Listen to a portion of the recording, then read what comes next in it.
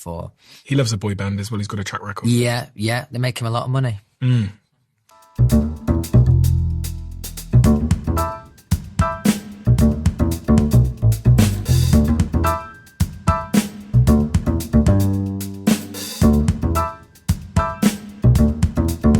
And that's something, I've had a few conversations with my friends, similar things about this. And I'm not certain where that was like inspired by, because it's brave, right? To stare someone who at the time, at least in pop, was one of the most successful people in the music industry and say, no, you've got it wrong. Here's me, an 18-year-old with no experience, telling you've got it wrong. I think what gave me confidence in those ideas is even if it wasn't a collective voice, even if it was just my voice delivering the message, it was always with collective intention. It would always be for the good of all of us. Making those decisions now on my own, they're not quite as easy. There's a lot of different kind of things at play, and again, it kind of comes from that big brother kind of role again. I was the oldest in the band. It was kind of my role in the band, I think, to kind of to do that. And I realized that by far I was the most opinionated in the band, definitely. So I think I wanted to use that for good and not just chatting shit about someone on Twitter or something. And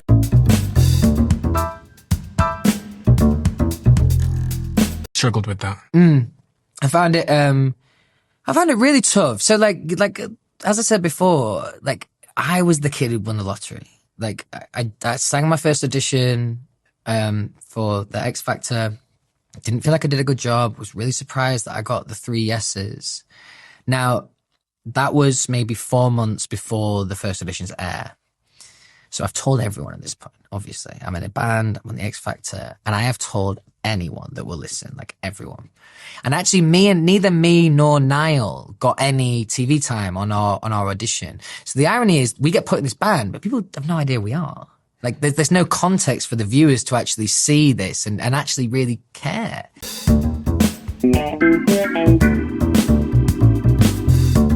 I felt like I was playing catch up from that moment in.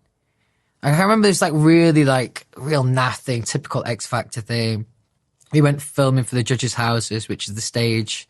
You have the auditions, then boot camp, judges' houses, live shows. And we went filming for judges' houses. And I was already questioning. I wasn't really singing at all. I had not had like any individual thing to sing. It was all like harmony stuff. And I got stung by a sea urchin, right? Random story. My foot blew up like an elephant. And we had to film all this, you know what X Factor's like, right? We had to film all this jeopardy. This like, how will the boys audition without Louis? It was awful. It was awful because there was no credibility to that statement. The boys could have auditioned straight away. At that point, I was doing a lower harmony, and I would be shocked if anyone could even hear me in the mix at that point. So that was really challenging where, you know, I'm already starting to feel those things, and then you get something like that that's quite literal, and they're trying to sell this jeopardy. And I remember thinking, I wanted to do more. I just didn't know how to do that.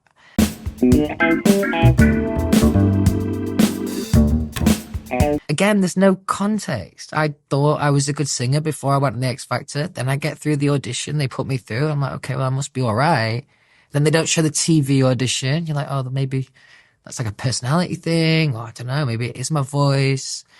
And there's a lot of, especially as a young lad in this situation, there's a lot of unanswered questions. Did you ever ask those questions? Did I ever ask him why I was in that band? No, I would love to though. I would have loved to. But do you know why I would never with him? Simon Simon was always very brilliant at making me feel, like worthy in the band. But as you said before, like I was often a voice between the band and the label. He was the label. Well, you put me on side, and that's a smart move, isn't it?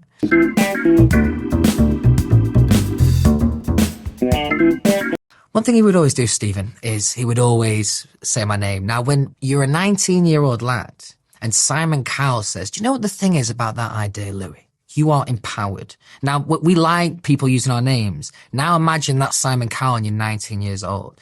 There is a spell that comes with that, and there's a power that comes with that. And I think for a long time, I kind of fell for all those kind of ideas. Now, I think Simon, again, is an interesting person.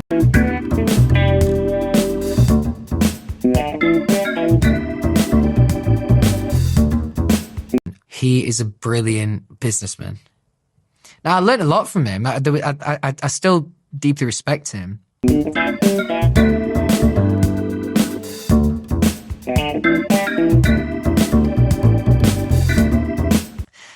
And I was in awe of him as a young lad. I loved to be around him. I loved to listen to him make decisions and all of that. And I thought he was definitely brilliant at that time.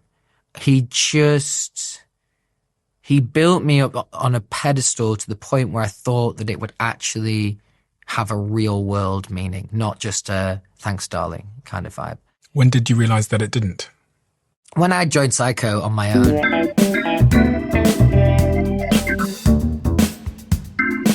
So this is after the band. So the band split up, and now I didn't have my pick of record labels. It was never like that. But even if I could have had 10 offers on the table.